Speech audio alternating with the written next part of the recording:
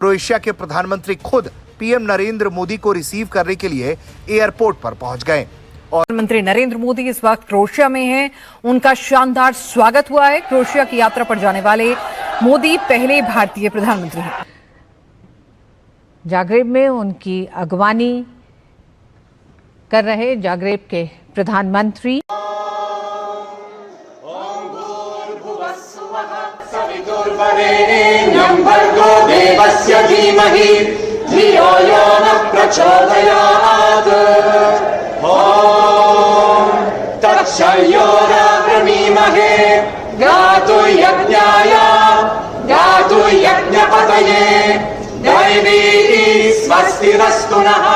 और breaking barriers में इस वक्त हम आपको बैरियर्स ब्रेक करती हुई ये न्यूज दे रहे हैं। मोदी को वेलकम करने के लिए ये एक बहुत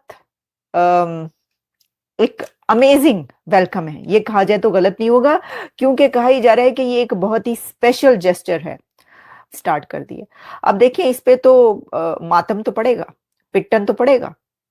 महिलाओं ने प्रधानमंत्री मोदी के सम्मान में पारंपरिक भारतीय नृत्य के साथ उनका अभिवादन किया, जिसे देखकर पीएम मोदी भी काफी खुश नजर आए। क्रोएशिया में करीब आपको बता दें 17,000 भारतीय रहते हैं। इस छोटे से देश में भी भारत के प्रति इतना सम्मान देखकर पीएम मोदी अभिभूत रह गए। शाजिया साहिबा, कहिएगा, जिस तरह से ये दौरा किया जा रहा है, इस दौरे की कितनी अहमियत तो आप समझती हैं और पाकिस्तान के लिए कितना बड़ा स्ट्रेटेजिक ब्रेक थ्रू हो सकता है? दुआ, देखिए, पहली बात तो ये है कि वो कहते हैं ना, वक्त बदलते रहते हैं। देखिए, जिस अंदाज से नरेंद्र मोदी साहब को वेलकम किया जा रहा है, ये एक अनप्रेसिडेंटेड चीज़ है। पहली बात तो ये है, इसकी तारीख में मिसाल नहीं मिलती। 7 समिट अटेंड करने के बाद पीएम सीधे क्रोएशिया पहुंचे।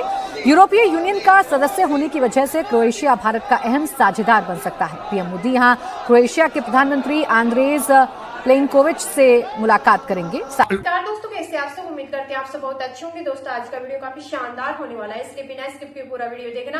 अगर आप मेरे चैनल फर्स्ट बार आए और अभी तक सब्सक्राइब नहीं किया है तो प्लीज सब्सक्राइब कीजिए, शेयर कीजिए, बेल आइकन ऑन कीजिए, ताकि आपको आने वाली हर एक लेटेस्ट न्यूज आसानी से मिल जाए। बात करते हैं कि नरेंद्र मोदी जी ने एक बार फिर इतिहास रच दिया है, क्योंकि इतिहास में पहली बार भारत का कोई प्रधानमंत्री क्रोएशिया गया है। और दोस्तों, क्रोएशिया जाने के बाद वहां के प्रधानमंत्री ने नरेंद्र मोदी जी को रिसीव किया है, वहां पे उनका स्वागत किया गया और रेड कारपेट पे स्वागत किया गया। और साथ में आप देखोगे कि वहां पर हमारे ज्यादा भारतीय रहते हैं। और दोस्तों, वहां पे नरेंद्र मोदी जी को देखकर हमारे जो भारतीय रहते थे और क्रोएशिया के जो लोग थे, इतने ज्यादा खुश हो गए और उन्होंने नरेंद्र मोदी जी के स्वागत में गायत्री मंत्र गाया। और दोस्तों, कई भारत की प्रस्तुतियां जो संस्कृति है उसके अकॉर्डिंग उनका स्वागत किया गया। तो दोस्तों, ऐसे कोई प्राइम मिनिस्टर नहीं है जिनका देखा उनका डायस्पोरा की स्ट्रेंथ देखें आप, भारत देखे ना, भारतीयों के डायस्पोरा की स्ट्रेंथ देखें। दुख के साथ ये कहूंगा, मेरी मूवमेंट है आगे, मैं अफसोस के साथ बताऊंगा। आप जितना जो 19 ग्रेड का अफसर होता है सीएसएस, उसको भेजते हैं यहाँ हार्वर्ड में पढ़ने के लिए सरकारी खर्चे पे, उस पर कोई किताबों का असर नहीं होता। आपका हर सेक्रेटरी जो इस वक्त कैबिनेट डिवीजन का, वो फॉरेन क्वालिफाइड है। मुल्क बैंकरप्ट हो रहा है, पास नहीं है पाकिस्तान का। बॉर्डर क्रॉस करके आते हैं 50-50 लाख एजेंटों को देके। मैं दुख के साथ कहता हूं, आसिम मुनीर साहब ने कल एम्बेसी में खड़े होकर ये डायस्पोरा को हमारा एम्बेसडर, इनको एम्बेसडर बनना चाहिए। उनको एम्बेसडर के स्पेलिंग ही नहीं आते। आपके डायस्पोरा की हालत तो देखें जरा। जो बच्चा मंडी बहाउद्दीन से पैदल चलता है, किश्तियों में आधे मर जाते हैं, आधे टर्की पहुंच जाते हैं, आधे यूनान पहुंच जाते हैं, आप उसको डायस्पोरा कहते हैं? आप क्या इन्वेस्टमेंट करके भेजते हैं उनको? जब बाहर भेजते हैं उनके पास तो वो तो पढ़ के आते हैं। अब सवाल ये है कि जी मामला कैसे ठीक होगा। देखिए, इसको एक नुक्ते पे फोकस करूंगा आमना, कि ये हमारी जो बायलैटरल हिंदुस्तान के साथ ताल्लुकात है ना, इसमें एक था आने की ज़रूरत है, इसमें अच्छा होने की ज़रूरत है। क्योंकि हिंदुस्तान का बहुत ज़्यादा प्रोफाउंड इंटरेस्ट है कि वागा के तो है, उनकी इकोनॉमी बड़ी मजबूत है। हम भी ये कर सकते हैं, प्रोवाइडेड ये करें। पाकिस्तान ने, क्योंकि पाकिस्तान हमेशा मुशर्रफ के ज़माने तक कहता रहा, नहीं पहले कश्मीर पे बात करें, वो कहते थे ट्रेड, हमने ट्रेड को छोड़ के कॉम्पोजिट लगा के आठ हमने उनसे अपने क्या कहते हैं राउंड किए, लेकिन बात नहीं।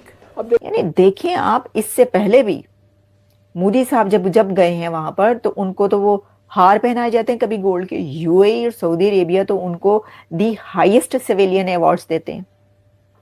पूरी दुनिया से तो मोदी साहब को दी हाईएस्ट सिविलियन अवार्ड्स मिल चुके हैं हर कंट्री। ਤੇ ਹੁਣ ਰਹਿ ਕੀ ਗਿਆ ਭੈਣ, ਇਹ ਦੱਸ ਦਿਓ। तो कैसी कितों की गल्ला कर रहे हो तुसी, कैसी बातें कर रहे हैं कि जी ये जो है ये तो मातम शुरू हो गया कि भाई ये क्या हो गया, ये क्या हो गया। भाई आप जाए बड़ी गाड़ी लेनी, बड़ा घर लेना, उसको पता ही नहीं दुनिया में क्या हो रहा है, उसको वो पाकिस्तानी अपने आप को समझते ही नहीं वो। और फिर उन्होंने यहाँ पे एक ऑर्गेनाइजेशन बना रखी है अपना, उसमें सिर्फ बच्चों के रिश्ते करते हैं, इससे अलावा तो कुछ भी नहीं करते वो। करेंगे क्या? माजरत के साथ जो डायस्पोरा है हर शहर के अंदर पीपल्स पार्टी नहीं कह सकते, पीपल पार्टी कहते हैं वो। 3 ग्रुप है उनके। वो मुस्लिम लीग नहीं कह सकते, मुस्लिम लीग कहते हैं सारा दिन बैठ के। पीटीआई के 6 ग्रुप है, सारा दिन लड़ते हैं। रिपब्लिकन पार्टी के स्पेलिंग नहीं आते उस डायस्पोरा को जिसकी आप बात कर रहे हैं। और मेरे जैसे बंदे, हम तो वन मैन शो है। और तीसरी बड़ी बात है, मुझे मेरी कम्युनिटी की सपोर्ट क्या है? कोई सपोर्ट नहीं। और यहाँ पे अमेरिका में वोट, अमेरिका में सियासत किस चीज को कहते हैं? या वोट है या पैसा है। मैं पैसा देता हूँ, मेरे कौन से ये रिश्तेदार है? मैं बिजनेसमैन हूँ, मैंने तो पैसा करना है, मैंने सर्वाइव करना है यहाँ पे। ये पहलगाम टेरर अटैक हुआ, हम किसी थर्ड पार्टी की मीडिएशन नहीं चाहते। ये मोदी साहब ने आज एक दफा फिर तारीख लिख दी। उन्होंने कहा जी थर्ड पार्टी मीडिएशन नहीं चाहते, सॉरी ट्रम्प साहब, हम आपको एंटरटेन नहीं कर सकते, हम आपको एंटरटेन नहीं कर सकते। सुना कि क्वाड के लिए जा रहे हैं वहां पे, वो कहते हैं इंडिया ने कभी मीडिएशन एक्सेप्ट नहीं की, does not accept it and will never accept it. Pakistan के बारे में कि बात ही नहीं करनी, ताल्लुक ही नहीं है, रखना ही नहीं है मीडिया के जरिए। दरअसल बात क्यों नहीं कर रहे पाकिस्तान से? बात इसलिए नहीं कर रहे भैया, क्या बात करें? ये देखें, मैं फ्रैंकली स्पीकिंग, अगर पाकिस्तान इंडिया को इकोनॉमिक इंसेंटिव देने की पोजीशन में होता, इंडिया भागता आता, लेकिन हम है ही नहीं है। तो वो कहते हैं लेट्स आइसोलेट पाकिस्तान। इसको कितना पाकिस्तान आइसोलेट हुआ है, ये रिसेंटली भारत और पाकिस्तान की जंग में दुनिया को पता चल गया पाकिस्तान कितना को आइसोलेट है। मैं उस पर बड़ी दफा बात कर चुका हूं और वो मैं नहीं जाना चाहता। और असल में ये चीज जो है वहां पे हुई है। अब जारी बात है, बारे में बड़ा सीरियस है, जो भी उसका गोल होता है उसने फाइनलाइज कर लिया है। तो मोदी साहब क्या चाहते हैं और उनका जोरदार स्वागत किया। किसी भी भारतीय प्रधानमंत्री का क्रोएशिया का ये पहला दौरा है। और फिर जब नरेंद्र मोदी ने एयरपोर्ट पर क्रोएशिया के प्रधानमंत्री को मौजूद देखा तो वो काफी खुश नजर आए।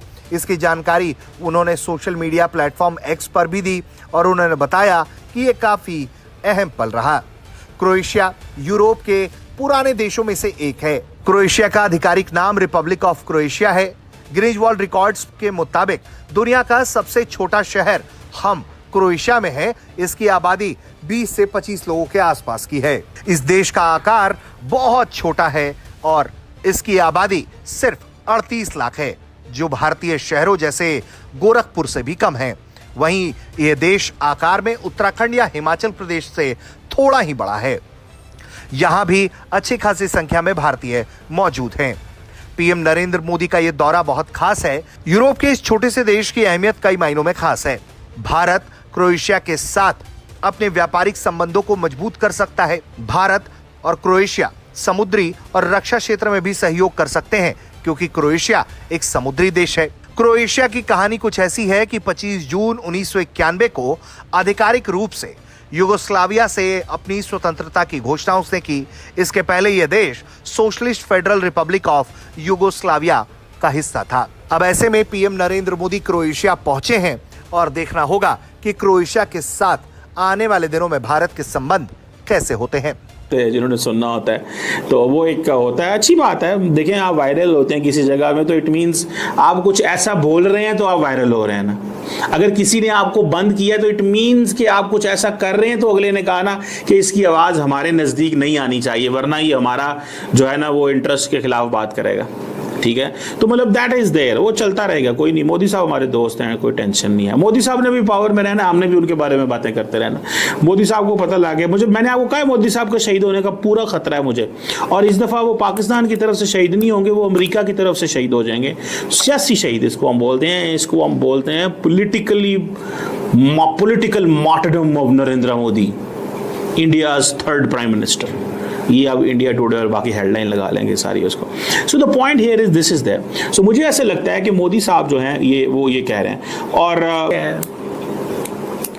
उनको पता है पाकिस्तान ये करता है कि पाकिस्तान अपने इंटरेस्ट को वॉच करता है। बड़े सारे लोग पाकिस्तान में कहते हैं ओ नहीं जी फौज खा गई, फौज ले गई, फौज दे गई, फौज ऐसे कर गई, फौज कर गई। जारी बात है, जो मुल्क में बड़ा प्लेयर होता है, समझदार प्लेयर, हमारे सियासतदान भी अगर समझदार बनना चाहें तो बने। उनका दिल ये करता है फौज हमारे लिए पंजाब पुलिस बन जाए और हम जो है ना फौज के ऊपर राज करें। फौज कहती है हम पंजाब पुलिस। तो गाइस, आपको मेरा रिएक्शन वीडियो कैसा है तो प्लीज सब्सक्राइब कीजिए, शेयर कीजिए, बेल आइकन ऑन कीजिए ताकि आपको आने वाली हर एक लेटेस्ट न्यूज आसान से मिल जाए। उम्मीद करते हैं आप लोगों को मेरा वीडियो पसंद आया तो ज्यादा से ज्यादा शेयर करना ताकि हमारे और भी भाई बहन देखें कि नरेंद्र मोदी जी 3 दिन के दौरे पे किस किस कंट्री के अंदर गए हैं। जैसा कि आप लोगों ने देखा होगा कि नरेंद्र मोदी जी पहले कहाँ गए थे, बाद में कहाँ गए और फिर कहाँ गए, और ये सब किस वक्त किया है, क्योंकि नरेंद्र मोदी जी G7 की मीटिंग में शामिल होने गए थे।